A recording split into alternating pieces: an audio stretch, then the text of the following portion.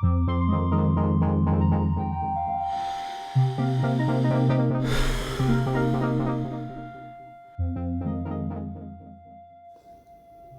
muito tempo, num lugar muito distante daqui, havia um casal de fiandeiros que tinha uma filha chamada Fátima. Desde menina, Fátima aprendeu com seus pais o ofício de fiar, e quando chegou aos 18 anos, era uma fiandeira de grande experiência. Chegou o dia em que seu pai foi fazer uma viagem pelas ilhas do mar Mediterrâneo e resolveu levar Fátima com ele. Quem sabe, ele disse, no meio da viagem você poderá encontrar um bom moço para se casar, que seja de família honrada, que seja digno de você. Fátima ficou feliz com o convite do pai e preparou-se para partir. E algum tempo depois, ela estava num navio com seu pai e uma tripulação bem treinada rumo ao mar Mediterrâneo. E quando ancoravam em alguma ilha, o pai descia para fazer seus negócios. E enquanto isso, Fátima ficava sentada num canto do navio, olhando o sol até que ele desaparecesse no horizonte, com pensamento naquele bom moço, de família honrada e digno de se casar com ela, que ela poderia vir a conhecer. Um dia, o céu começou a escurecer e densas nuvens provocaram uma terrível tempestade em alto mar.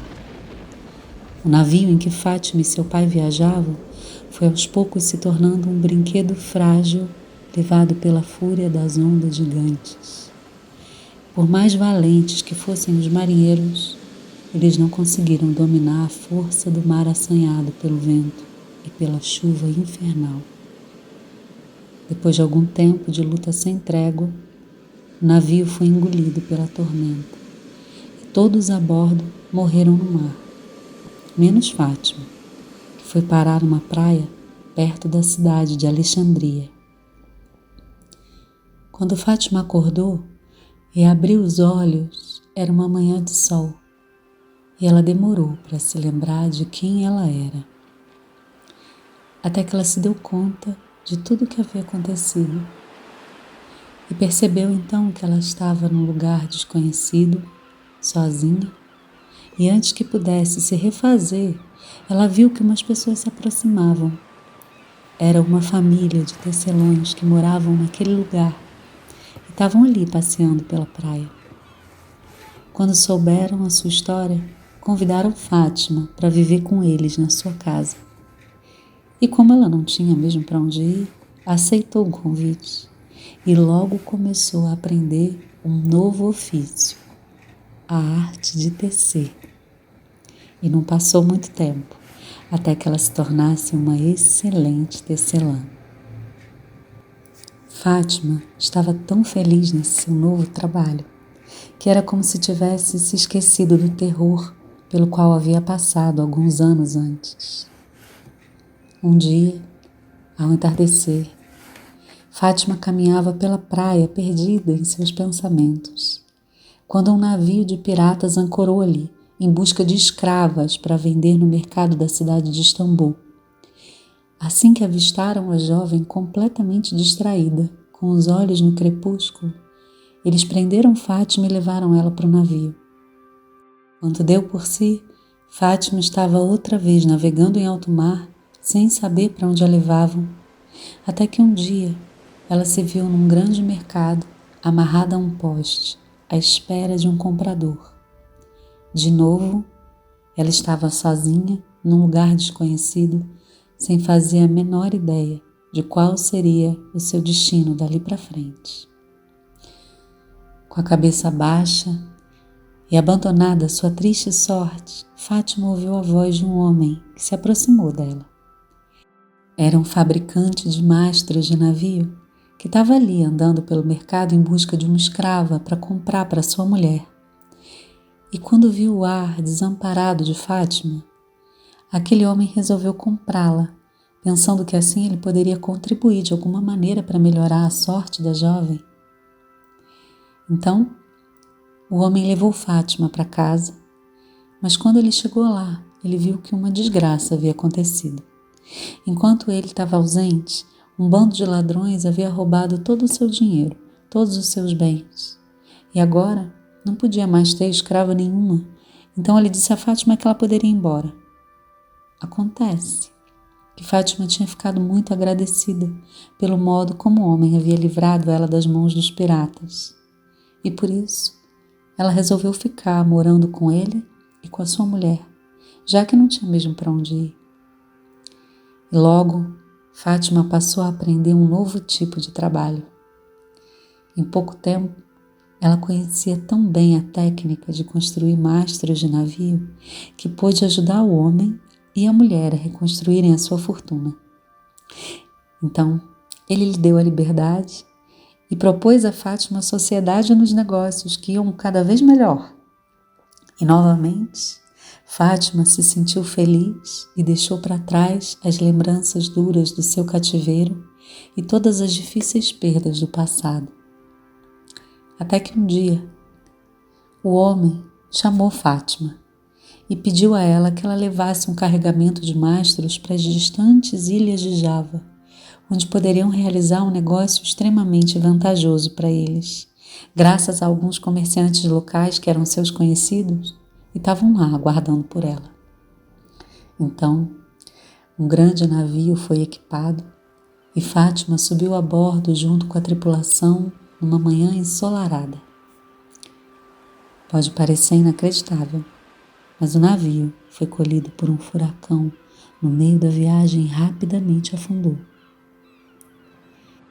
Quando acordou numa praia da costa chinesa, algum tempo depois, Fátima começou a se lembrar com muito custo do que havia acontecido com ela. Percebeu que mais uma vez ela estava sozinha, num lugar estranho, entregue a seu destino. Então ela se desesperou e ficou se perguntando por que toda vez que a sua vida tomava um rumo, acontecia uma desgraça tão grande que a deixava sem nada. Ela não se conformava e não compreendia o sentido do seu caminho pelo mundo. Exasperada, Fátima andava pela praia de um lado para o outro, sem nenhuma resposta para as suas indagações. Foi então que surgiu diante dela um arauto, anunciando que se alguma mulher estrangeira estivesse ali naquele momento, deveria se apresentar ao imperador.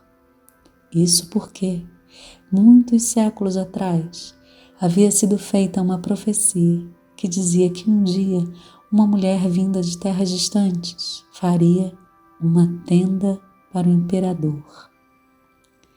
De tempos em tempos, o imperador enviava seus arautos aos 4 cantos da China para ver se a tal mulher havia chegado. Quando Fátima ficou sabendo, por meio de um intérprete, o que o arauto estava dizendo, ela mesma pediu para falar com o imperador. E assim que a viu, o imperador perguntou sem muitos rodeios se ela era capaz de fazer uma tenda. Creio que sim, respondeu Fátima. Muito bem, então diga-me o que é necessário para iniciar o seu trabalho, disse o imperador. Bem, em primeiro lugar eu preciso de cordas que sejam bem resistentes, Fátima disse. Então o imperador chamou seus serviçais e ordenou que providenciassem variados tipos de cordas para que a jovem pudesse escolher a mais adequada. Fátima examinou cuidadosamente as cordas que lhe foram trazidas e achou que nenhuma delas era forte o suficiente para o seu propósito. Foi então que ela se lembrou do tempo lá longe em que havia sido fiandeira com seu pai e com a sua mãe. E logo lhe veio à memória a sua antiga habilidade de fiar. Por isso, Fátima pôde fiar as cordas de que precisava para fazer a sua tenda. Quando as cordas ficaram prontas, o imperador perguntou: "Do que mais você precisa, mulher?" E ela respondeu: "Agora eu necessito de um tecido especial, bem forte." Então o imperador apresentou a ela telas e tecidos das mais diversas qualidades, mas ela não encontrou nada que lhe agradasse. nada que servisse ao seu propósito. Foi então que ela se lembrou do tempo lá longe em que havia sido tecelã, e logo lhe veio à memória a sua antiga habilidade de tecer. Por isso, ela pôde confeccionar a tela perfeita para realizar a sua tenda. E agora, o que falta? Perguntou o imperador, cada vez mais curioso enquanto acompanhava cada passo do trabalho de Fátima. Finalmente, eu preciso de estacas, ela respondeu. E nada do que o imperador lhe trouxe serviu para o seu objetivo. Foi então que Fátima se lembrou do tempo recente em que havia sido fabricante de mastros de navio e, com grande habilidade, ela fabricou firmes estacas. Depois de ter produzido com as próprias mãos os materiais necessários, Fátima só precisou se lembrar de todas as tendas que havia visto até então na sua vida, nos diversos lugares por onde ela havia passado. E assim ela ergueu uma tenda magnífica para o imperador, que ficou completamente encantado e satisfeito com aquela maravilha. Mulher, disse o imperador, você realizou a profecia que meu povo esperava há tantos séculos. Você pode vir pedir qualquer coisa como recompensa. O que você desejar lhe será dado. Eu não quero nada, respondeu Fátima. Meu único desejo é ficar morando aqui mesmo, na China, e recomeçar a minha vida. Eu não tenho ninguém no mundo e nenhum lugar para onde ir. É claro que o imperador consentiu e Fátima passou a viver na China. Foi assim que depois de algum tempo ela conheceu um bom moço de uma família honrada, digno de se casar com ela. E do grande amor que os uniu, nasceram muitos filhos. Fátima sempre contava a sua história para os seus filhos. E ao final ela dizia: tudo aquilo que aconteceu na minha vida e que no momento me pareceu uma desgraça, contribuiu na realidade para minha felicidade final.